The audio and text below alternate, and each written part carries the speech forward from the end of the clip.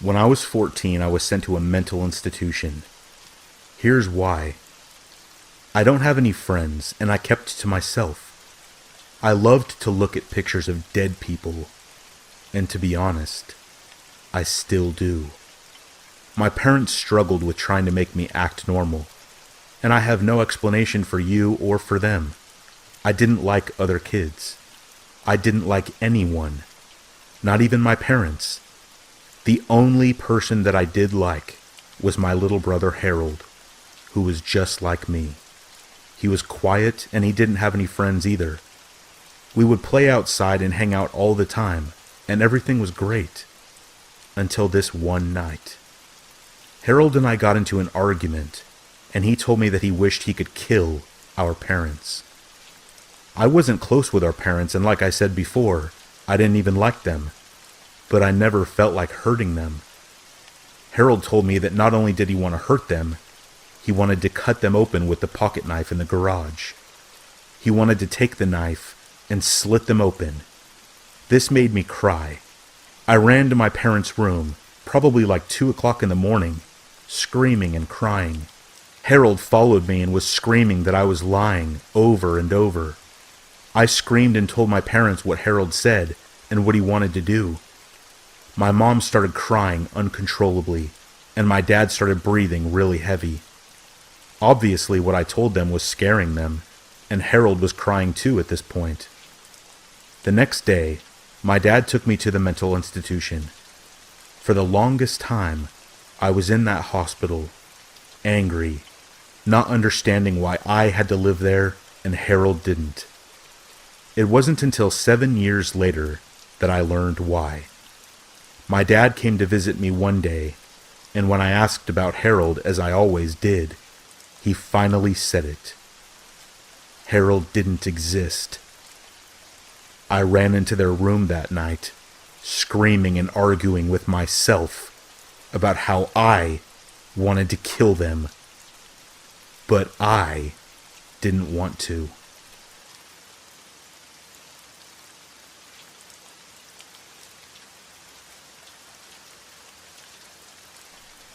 This was out of this world, insanely scary.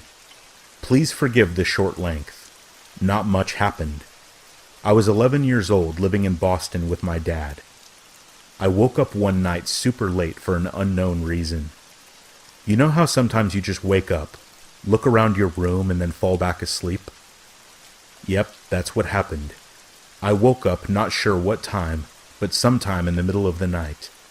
I was looking around the room, and sitting in the darkness of my open closet, I saw a face. A face I had never seen before. Someone was sitting in my closet looking at me. The ability to move my limbs completely left me. I was frozen. I stared at this person for what felt like an hour. Trying to remember now, I'd say it was really only about 20 seconds. Whoever it was reached their arm out of the darkness in front of them and slid the closet door closed, looking into my eyes the entire time. The door closed, and I lay there frozen for probably another 20 seconds. And then I realized I had to leave this room. Obviously, there was no way I was going to go back to sleep. I got up as silently as I could and walked out of my bedroom, which the door was cracked open. I ran to my dad's room and went inside. I woke him up, and naturally he was shocked when I told him that someone was in my closet. He told me to stay in his room, and he went to check.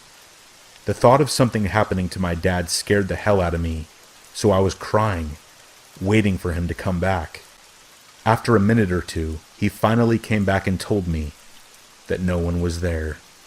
Cliché ending, I know. I will say this, I do not care if people believe me or not. It really happened.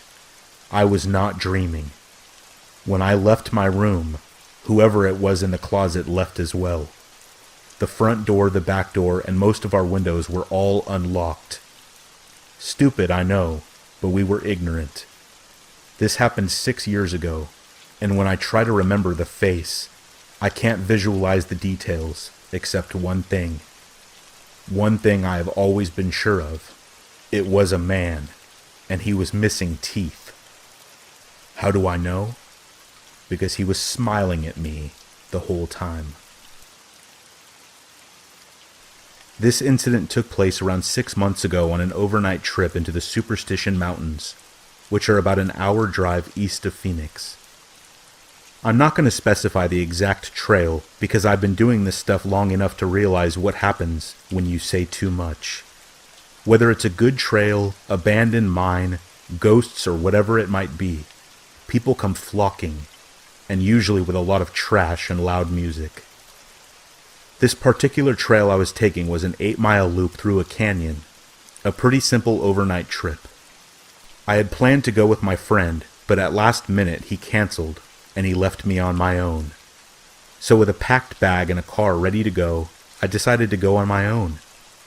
Not leaving the house on time and some trouble navigating rough forest roads, I didn't arrive to the trailhead until around 5:45, which for those of you who don't backpack, this is a very big no-no. I had about a 4-mile hike until I arrived at my planned camping spot, and it was getting dark fast. So I figured if I moved quick enough, I could get at least 2 to 3 miles in before I had to find a spot. This strategy left me hiking a very dark trail on my own with about 15 miles of dirt road between me and anyone else. Hiking in the dark by itself is scary, especially for where I was and being on my own. Eventually it got so dark that I could only see where my headlamp was pointing, and that's when I figured I needed to stop and get a camp set up.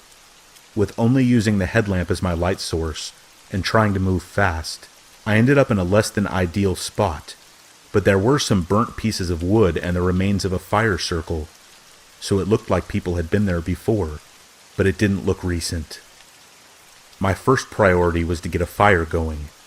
I scanned the area around me and was able to find some dry wood, and I got the fire going. I got my tarp set up and cracked an open can of chili mac I had brought for myself and was very much looking forward to eating. I was feeling good. My camp was set up and my food was on the fire. The feeling of uneasiness from the hike had almost gone away, but it was still there. The side effect of camping alone in a remote area. To fully understand what happened, I have to explain to you how my camp was set up. The site I had picked was a small clearing surrounded by large pine trees with the trail about 30 feet to my left. When you're in the woods and have a fire going, the fire casts a circle of light around it, and everything in the edge of that circle and past it are pitch black. I was sitting on the ground near my fire eating my dinner when a small rock, about the size of a marble, was thrown into my camp. I looked in shock as I was positive that I was the only person on this trail that night. I immediately turned my light on and towards the area where I had seen the rock come from, but due to the density of the pines and the brush, I could only see about 10 feet. I spent the next 15 minutes in disbelief as I scanned in the tree line that surrounded me, searching for whoever had thrown the rock, not daring to stray too far from my fire, that in hindsight offered me a false sense of security. After sitting back down and spending the rest of my time on high alert, I was able to convince myself that I had somehow kicked the rock, or it had fallen from a tree or something. I went to sleep that night not expecting the pure terror that was about to unfold. I awoke to the sound of rustling leaves, barely inaudible if you weren't listening for them, but they were there. Still in a sleepy daze, I listened, as the rustling of leaves got harder to hear, as I assumed they were moving away from me. I went to grab my handheld flashlight that I had left next to me when I had fallen asleep, but the more I looked, the more scared I got as I came to realize that it was no longer there. I stood up in my sleeping bag and ducked out of my tarp and looked around. I was able to see a light off in the woods. It couldn't have been more than 15 feet away. It was my flashlight, laying on the ground in a pile of leaves. This is one of those few moments in my life where I've almost crapped my pants. The flashlight that I had left sitting right next to me when I had fallen asleep a few hours ago was now 15 feet away, in the tree line of the woods.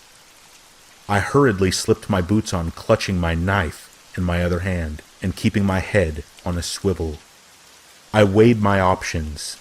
Stay here and wait out the night, or attempt the 3-mile hike back to the car in the dark. I figured that whoever was out there with me was definitely going to have a better advantage if I was out on the trail without a light. So I decided to stay at the camp and wait out the night. Eventually, whoever it was came back. I could hear them walking around the woods. It was far off, but I could hear them. It sounded like someone leisurely walking by, like they were on a stroll, without a care in the world. Sometimes they would walk so far away, and I would lose the sound of their steps. But then, an hour later, maybe 2, they would return, still faint. This went on for 3 or 4 hours until I listened to the steps get closer and closer, until they were about 7 feet away from me. At this point, the fire had gotten very small, as I had run out of wood in my pile. The footsteps stopped, and everything went totally silent. I sat there still, for 2 hours, clutching a knife in my hand, and prayed that I wouldn't hear anything else. I stayed like that until the sun cast enough light that I could see that I was alone in my campsite. I packed my things and speed walked the 3 miles back down the trail I had taken. I arrived at the empty dirt road where my car was parked and nearly sprinted to it as I unlocked my Subaru, jumped in, and drove, and didn't stop until I had put at least 20 miles between me and that place. I stopped at a gas station to buy a Red Bull, but mostly just to see or talk to another person. As I exited the store, I was able to read what someone had written in the dust on my back window. Sleep well. A lot of weird things have happened to me on my various adventures through Arizona, but this is the weirdest and the scariest by far. There was somebody seriously deranged in the woods that night. Do yourself a favor and stay as far away from those mountains as you can.